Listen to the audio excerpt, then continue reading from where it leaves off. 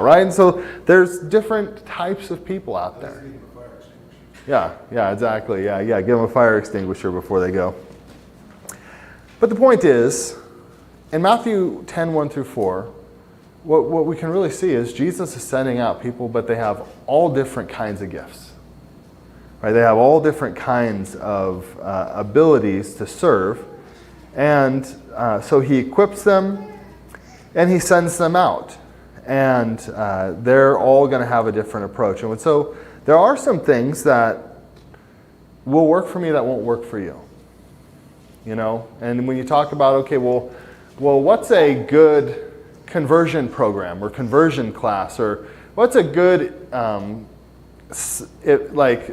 know Brent Hunter. He's been very successful with the big picture of the Bible.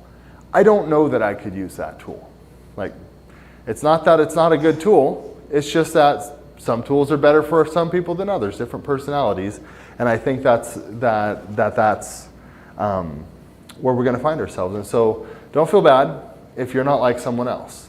You know, just learn, where are my strengths? What's my wheelhouse? How can I serve effectively? And develop that. Don't look at someone else and say, how do I serve like them? Because you're going to cut yourself short, sell yourself short doing things like that. And that is a feature of the church. That is not a problem. It's not a bug, it's a feature. And so as we look at our different personalities, the different people in our congregation is a feature for our congregation. It's not a problem with our congregation.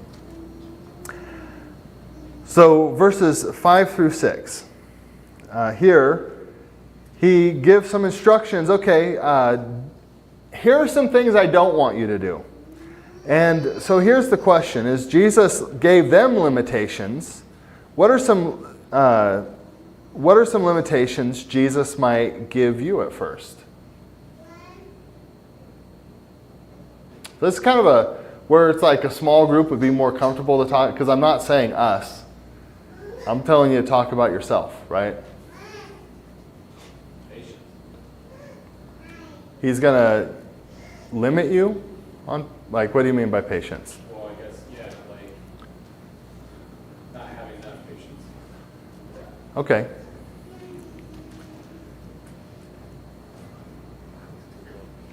Stay on the topic, you know, I mean, and keep it simple.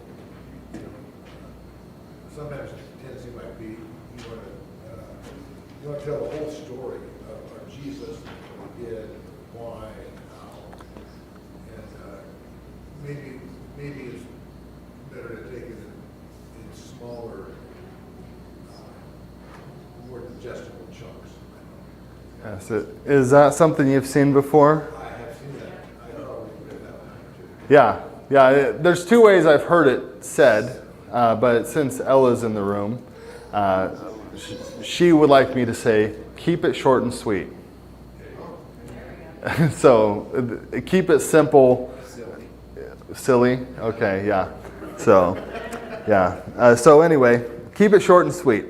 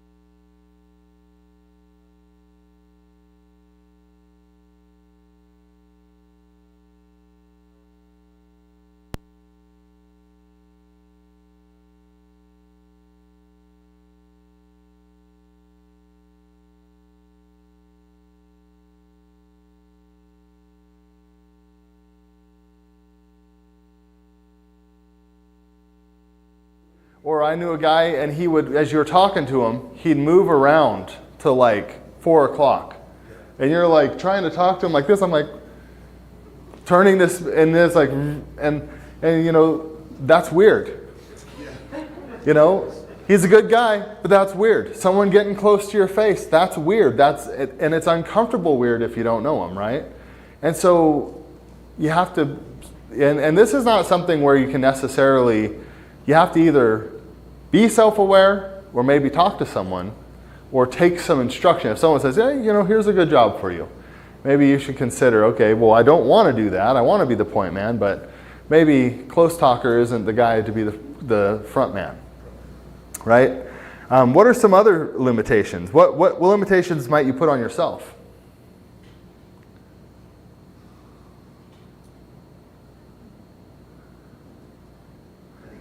I think it kind of gets down to, I think the bottom line of a lot of this is the commitment and having to be consistent.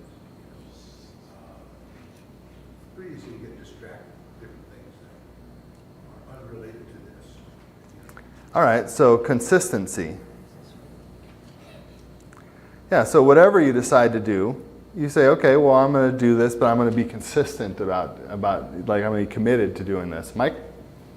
So I think it has a lot, I think the reason why he limits us sometimes is so that we have to learn from experiences, he pushes us out of our comfort zone to do that stuff, like Bruce is saying, consistency. And I think with consistency you can develop good habits through him. Yeah. Yeah, and so what you're bringing up is good. Have you ever taken on too much at once?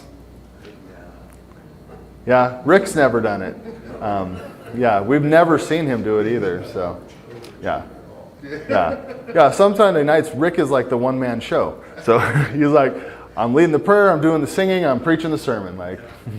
But the reason Rick can do that is because he spent time mastering each one of them, right?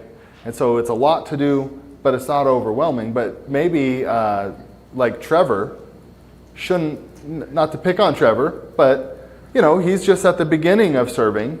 And so to say, I'm going to do it all, that probably wouldn't be good for the congregation, right? Because I'm ill prepared to do everything.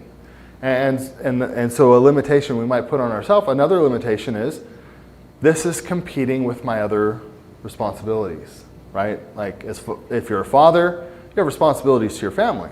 If you overcommit to serving the Lord, which seems like a good thing, you're actually neglecting a prior commitment that God gave you and is more important. And so trying to balance those things out in life is important. So you might limit, well, here's your time spent serving because of your other obligations that are also serving God.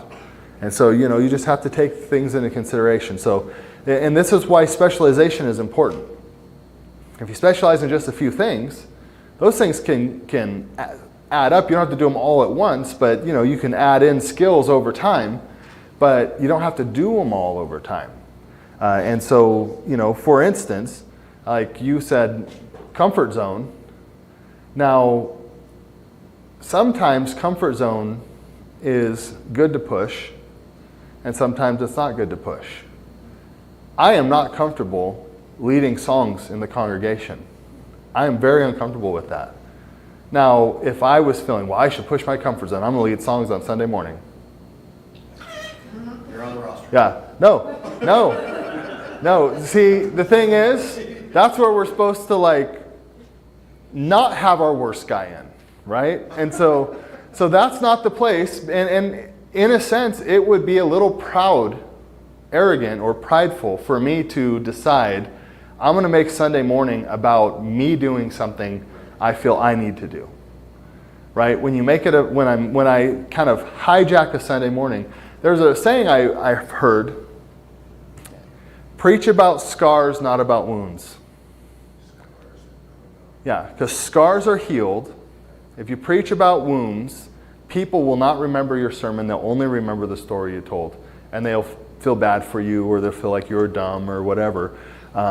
And they will not remember the point of the message. And so, because you're turning the sermon about you. And so that's a limitation that I think we need to put on ourselves. And so in the same way, Jesus put limitations on them, but as we go out and do evangelism, like, don't try and take it all on. Like, that's the important thing. Don't try and take it all on. Just do your part. And maybe find a part that no one else is doing that you can do. And so maybe it's not the thing is easiest for you. It's something you might have to learn. But don't try and do it all. Like, if we just, everybody kind of takes a part of this job, it'll be a lot more functional, a lot more effective. And then everybody trying to do all the different things. So 7 through 8. So Jesus said, go out, heal the blind, cast out demons, do all these things. But here's what he said. Freely you've received, so freely give. So what are some things you have freely received that you should freely give? Knowledge. What else? Mercy. And forgiveness, yes.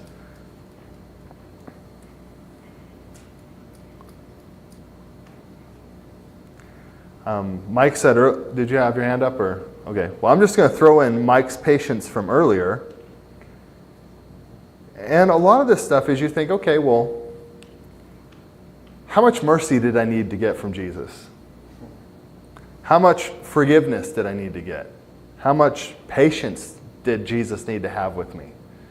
You can go through all the in my notes here, I have the fruit of the Spirit list you could throw in there. Love, joy, peace, patience, kindness, goodness, faithfulness, self-control. Some of those don't apply, but a lot of them do.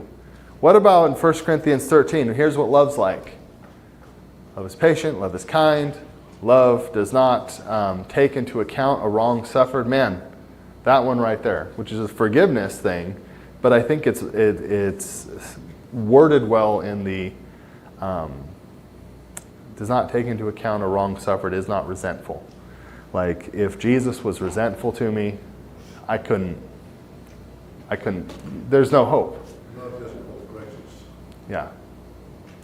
Yeah, what'd you say? Love does not hold grudges. Yeah, no grudges. And so, but how patience, I think, is also important, because how long does it, like, I'll ask the question, I'll state it about myself, but how long does it take for something to get through my thick skull? I mean, how many years? It's like sometimes people say, how did they not get what Jesus was saying? And it seems like it was pretty obvious, and yet Thomas was surprised when he died, when it's like in Matthew 19, like we just stopped, right where our reading stopped last week, the next thing he says is, I'm going to go into Jerusalem, they're going to arrest me, they're going to kill me, and in 3 days I'm going to rise. I mean, that seems pretty straightforward, and they weren't picking it up. And Jesus was like, they'll figure it out eventually. Patience, right? And sometimes when you're teaching somebody, they're not going to get it, or they're going to be ornery about it. There are some people who just love to debate, and so they're just going to be difficult.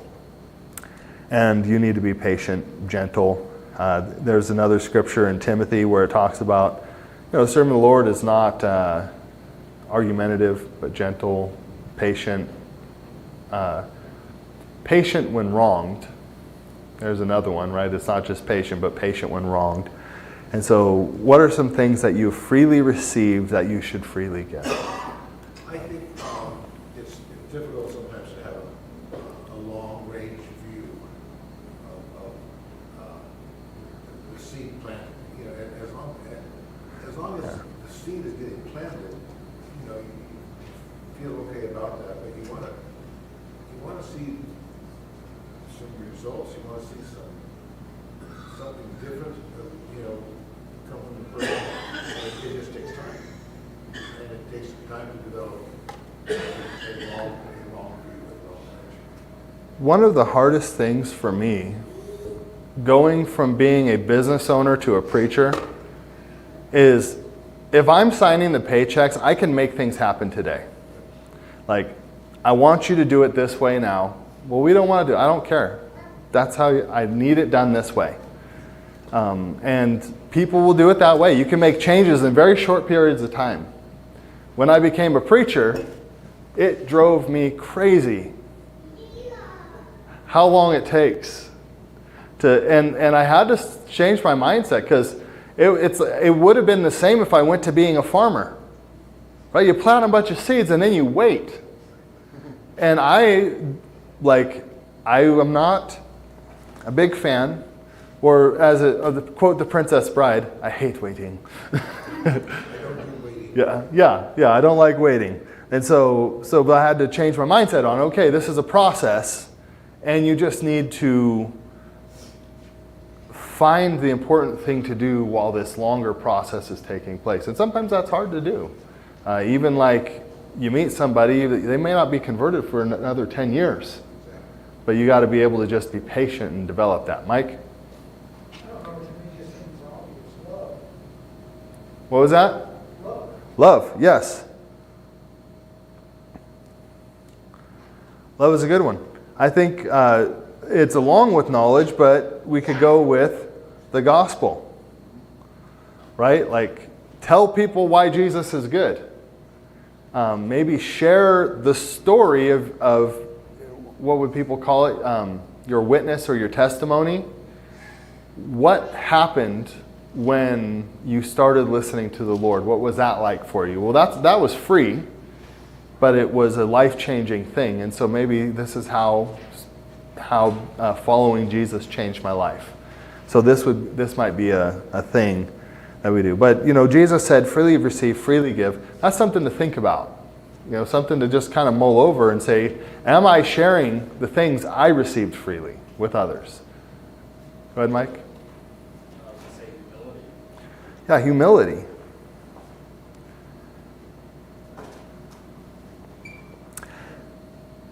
How humble would Jesus have to be to get elbow deep into your sins?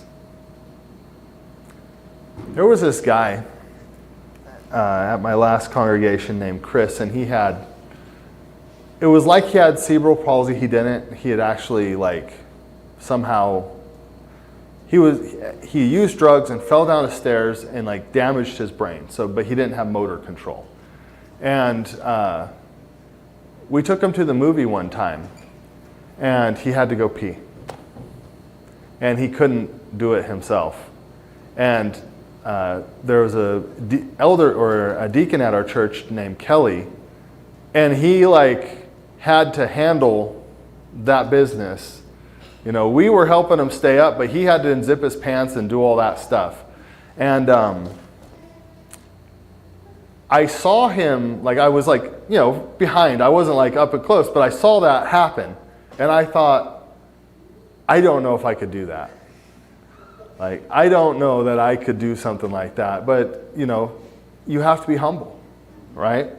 But when you really think about it, Jesus handling our sins is probably worse than that sort of a thing. It's that shameful of a thing, that embarrassing, and it's going to just take some humility to be able to do that. And so Jesus is humble with us in a lot of ways, right?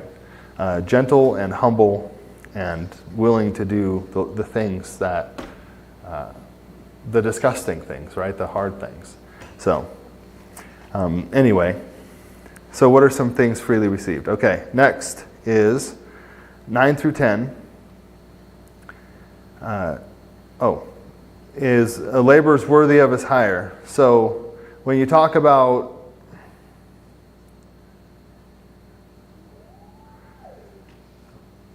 what kind of things will we need as we go to share the message of Jesus with others? This is a good question. You say, okay, well, here's what I want to do. And so I'll give you an example. Let's just say there's a woman who's around my age, or maybe a little younger than me, and she wants a conversion study. What am I going to need? You're going to need a godly woman to accompany you. I'm going to need somebody else to accompany me, right? That's not something you go alone to for a variety of reasons. One is because not everyone has good intentions, right? And then there are like the Joseph and Potiphar's wife kind of situation, false accusations. Then, people misunderstand each other. And so there's just all these reasons. So in that situation, for propriety, I would need someone to come along with me. Whether it's Mel or whether it's just someone else. Or here's another idea.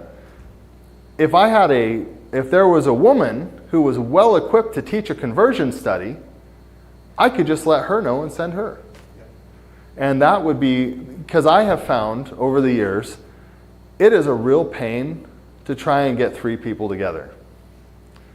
Like, it does not work nearly as well as you would hope.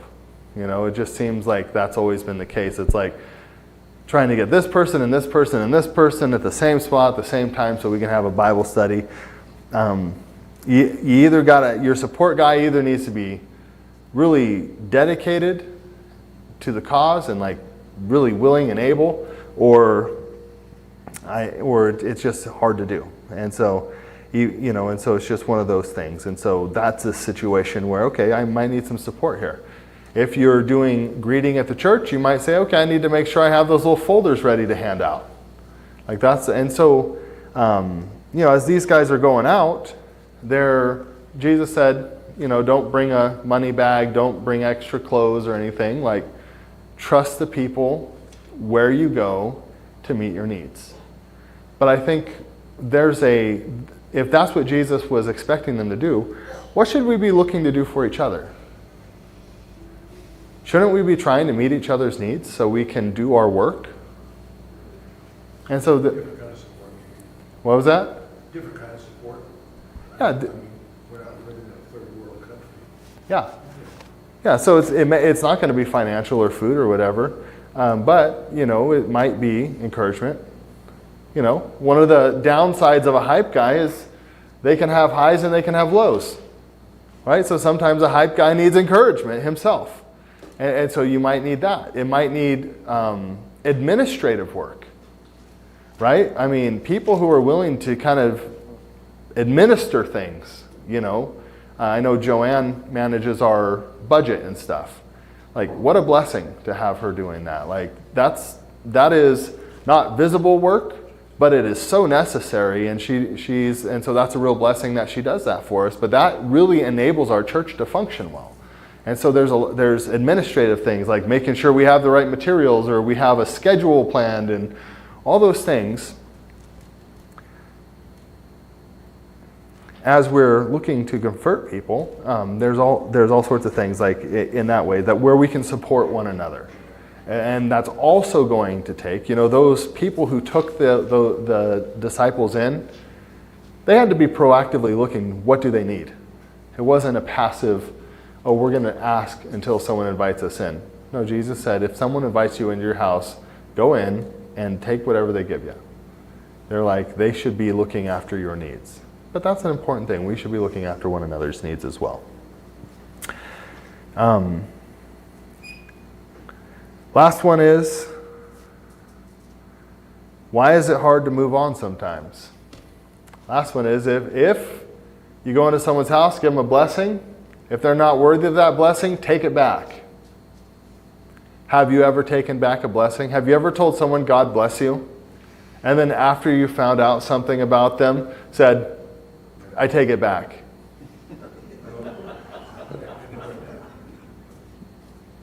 That's what Jesus said to do. Where does the blessing go when you take it back? I don't know. Have you ever shaken the dust off your feet? What does that look like? Do you think that means that even if you invited back, you would not go back? Probably. Maybe. So, yeah, go ahead, Mike. Always kind of took that as you let it go and move on. Don't let it hinder you. Don't let it stop you. Don't think bad things about it. Just move on. But shake the dust off your feet is not just moving on. They should know. Yeah, it is like letting it be known. Like, isn't that a judgment thing of like, Yeah. And I think even Paul, didn't he shake the dust off his feet one time I think so. in the book of Acts? Like, Maybe more than once. yeah. And I mean, are these people fellow believers, or are these just people who, because that would be my next question is, are they fellow believers, or are they strangers who are just being hospitable? Yeah. Well, in this case, they weren't being hospitable. They were rejecting them. Right. But, you know, so there's this aspect of it. So when do you decide to move on? Here's something someone told me one time, and I think it's good advice. Over the years, I've used it. Is there? I'm saying it. I can only remember the first one.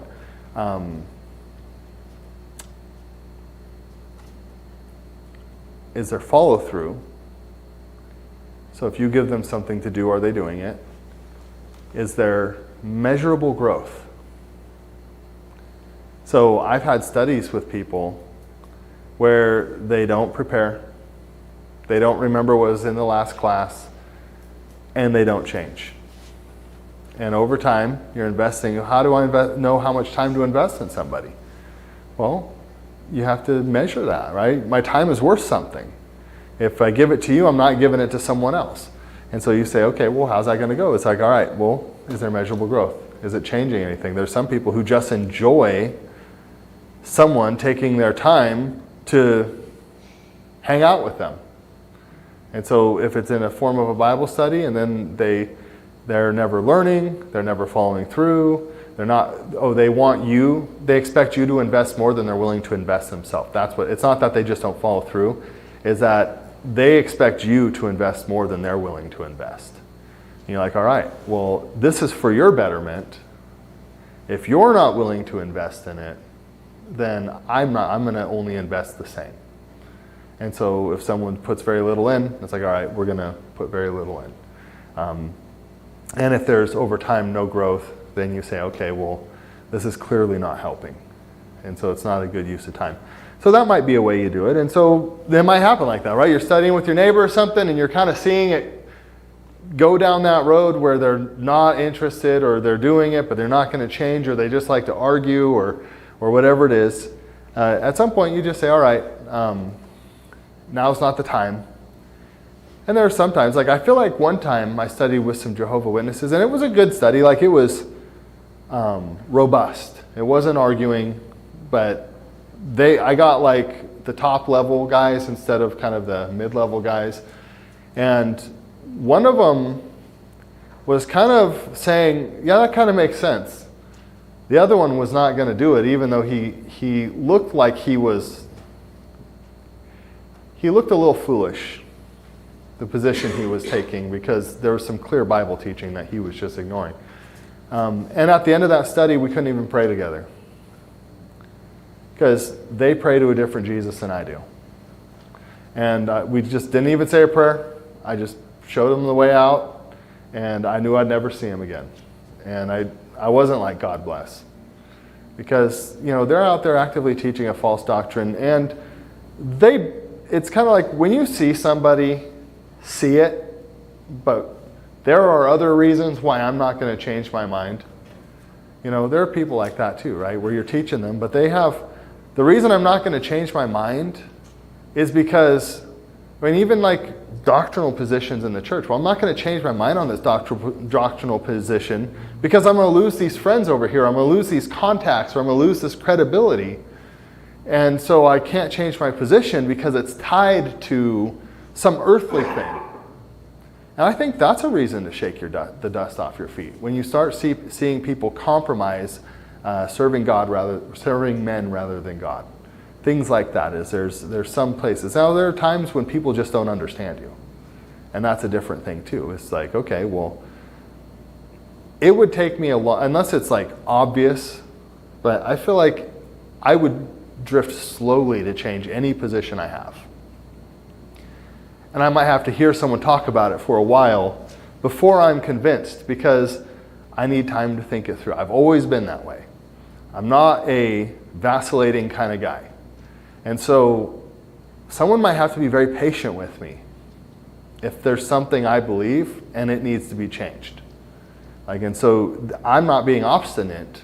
I'm just thorough, and I need to think it through. And so you got to be able to judge that. But people who are obstinate, who don't value what you have to offer, or who just curse what you have. Like there are people who have cursed me, basically. I've been called what was I called? Like a servant of the devil or something like that. Someone shouted that at me in the middle of a coffee shop once. Because I told them it was blasphemy to reject all of Paul's writing in the Bible. I was like, it's blasphemous to start rejecting the Bible. And he stood up and said, "You are a servant of the devil," or what. I was just sitting reading a book quietly, and he came and talked to me. And anyway, I wasn't being rude, but there are times when that stuff happens. All right, we're out of time. I did not get to our list again. But we'll get to it next week. That's what I'm going to lead off with that list next week. So, any other thoughts or questions? All right. Main conversation is how do we support one another, and what do we need when we are serving? And I think this is an important piece as far as evangelism goes, because as you start specializing, it's not just you against the world. When you're a specialist, you are someone on a team who has a particular set of skills. Right? That military does that, right? Like they'll put a group of people together. Each one has a set of skills that complement each other. And so working together, they can accomplish more than any of the components could do alone. So I think that's an important thing. And so one thing I think we neglected to mention, which is huge, is when supporting one another, prayer. Prayer. We should always be praying for one another and for those that we're working with. Yeah. And there will be certain people in our congregation who are largely limited to praying in their ability to serve. And that's a good thing. There's this, I think it's Colossians 4, verse 12. It talks about a guy named Epaphroditus who is laboring diligently among you in prayer. And I just think, what a beautiful scripture. Like, he's from a distance, and Paul's writing to them saying, hey, Epaphroditus here, he's laboring diligently among you in prayer. And so, yeah, that's an important piece. All right, let's close with a word of prayer. Our most gracious God and Father in heaven, Lord, we come to you at this time. We're thank you so much, Lord, for being able to be here and study these things, and ask, Lord, that you would bless our congregation in our evangelism, that we would organize and each one of us pick up a piece of the job of saving souls, and Lord, that we would become an effective church for bringing people to you. We thank you so much for the blessing it is to be able to serve in your kingdom in this capacity, and just ask that you would open doors for us, that you'd give us opportunities, that we'd remember to pray for each other and support each other, and also, Lord, that we would be dedicated to working in your congregation in a meaningful